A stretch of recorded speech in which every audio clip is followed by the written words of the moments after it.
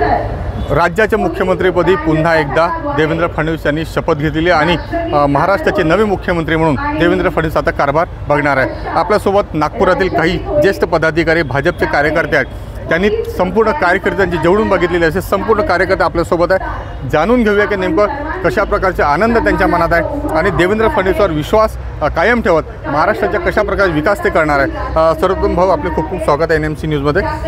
देवेंद्र फडणवीस आत्ताच शपथ घेतलेली आहे। एक नवीन मुख्यमंत्री म्हणून पुन्हा एकदा महाराष्ट्राला देवेंद्र फडणवीस भेटले, देवभाव भेटले आणि लाखो म्हणजे 14 कोटी जे जनता आहे महाराष्ट्रातील एक अत्यानंद होतं त्यांना। नेमकं तुम्हाला किती आनंद होतो आणि नेमकं काय विश्वास ठेवून विकासासंदर्भात? जबरदस्त आनंद आहे। संपूर्ण महाराष्ट्रामध्ये खूप आनंद साजरा होतो आहे आणि नागपुरामध्ये विशेष, नागपूरचे सुपुत्र पुन्हा एकदा मुख्यमंत्री झाले त्यामुळे विशेष आनंद आहे। आणि नागपुरामध्ये जी ट्रेन डेव्हलपमेंटची जी थांबली होती ती ट्रेन पुन्हा एकदा जोरदार मोठ्या स्पीडनी डबल डेकरच्या सरकारने पुन्हा एकदा सुरुवात होईल आणि देवेंद्रजींचं जे व्हिजन आहे ते व्हिजन संपूर्ण महाराष्ट्रामध्ये पूर्ण होईल अशी पूर्ण अपेक्षा आहे। संपूर्ण कार्यकर्त्यांमध्ये, पदाधिकाऱ्यांमध्ये, भारतीय जनता पार्टीमध्ये एक प्रकारचं मोठा आनंदाचा उत्साह आहे आणि सगळे फारच आनंदित आहे। आज या ठिकाणी आम्ही फटाके फोडले, पेढे वाटले, गुलाल उधळला, बँड झाला, या ठिकाणी संदल वाजवला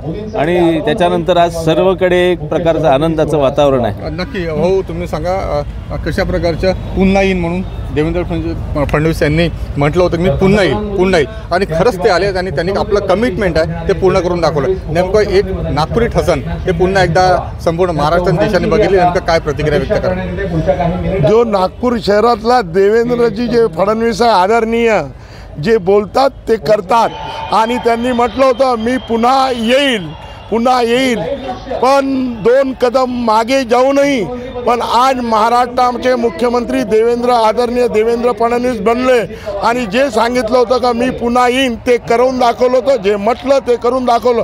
यामुळे जनतेमध्ये खूप मोठा आनंद आहे आणि उत्साह आहे आणि एक युवकाचे नेतृत्व आज महाराष्ट्राला मिळालेलं आहे। आज युवकाचे नेतृत्व मिळवलं हे तर ठीक आहे, पण त्यांनी जी लाडली बहिणाची जी योजना आणली आहे आणि आज पुरुषामध्ये आणि महिलामध्ये एकाच वेळेस दोघंही 1-2 इंजन बनवण्यासारखे आम्ही बी सक्षम आहोत अशी त्यांच्यामध्ये भावना निर्माण महिलामध्ये केलेली आहे। ही जी चिंगारी आहे हे येणाऱ्या कोणत्याही वेळेसमध्ये भारतीय जनता पार्टीच्या महाराष्ट्रात नाही अख्ख्या देशभरात हे वातावरण पाहिलं बहिणीचा आशीर्वाद मिळणार आहे। सर, तुम्ही जवळून सगळं राजकारण त्यांचे बघितलं, नेमकं स्वभावगुण कशा पद्धतीचे राहिलेलं आहे देवेंद्र फडणवीस यांचे? भारत माता की जय। पहिले महायुतीचं सरकार झाल्याबरोबर नागपुरात, महाराष्ट्रात जल्लोष आहे, सगळीकडे प्रत्येक जिल्हा जल्लोष आहे। देवेंद्रजी फडणवीस एकदम अभ्यासू आमदार आहेत, 1 उत्कृष्ट प्रशासक आहे, 2 आणि विकासाची जाण असलेला हा मुख्यमंत्री आहे। सध्या मंत्रिमंडळामध्ये 3 हिरे आहेत, एक देवेंद्र फडणवीसजी आहेत, एकनाथजी शिंदे आहेत आणि अजित पवार आहे। तिघही नेते राजकारण आणि विकासाची जाण असणारे लोक आहेत, त्यामुळे विकासाची गती या 2.5 वर्षात जी होती त्याच्या डबल धावेल। नक्की। आणि नागपूरकर म्हणून अत्यानंद, आपण मुख्यमंत्री म्हणून अतिशय जवळचे मुख्यमंत्री म्हणून देवाभाऊ सगळा आहे। नेमकं तुमची काय प्रतिक्रिया?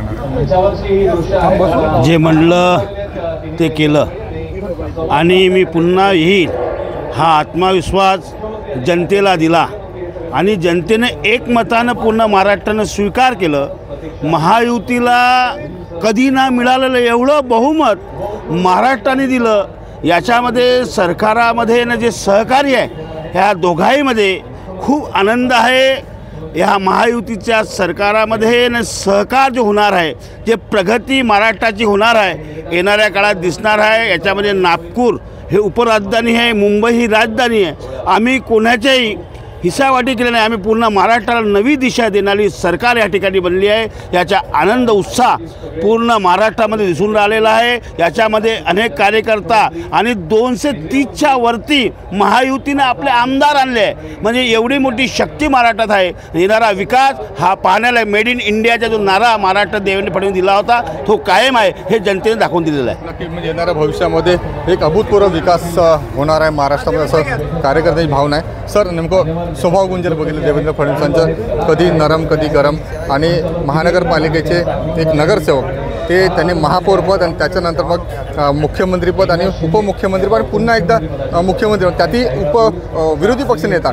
संपूर्ण कारकीर्द त्यांनी जोडून बघितली आहे. स्वभाव गुणाचा संदर्भ बघितलं तर नेमकं नागपुरी स्वभाव कशा पद्धतीने राहिलेला आहे, तिखट, कधी गरम, कधी खट्टा मिठा. नेमकं तुमच्यामध्ये काय स्वभाव राहिलेला आहे? नागपूरला जसा सावजीचा तडका जसा महत्त्वाचा असतो, त्याचप्रमाणे सावजीमध्ये गोडवासुद्धा असतो.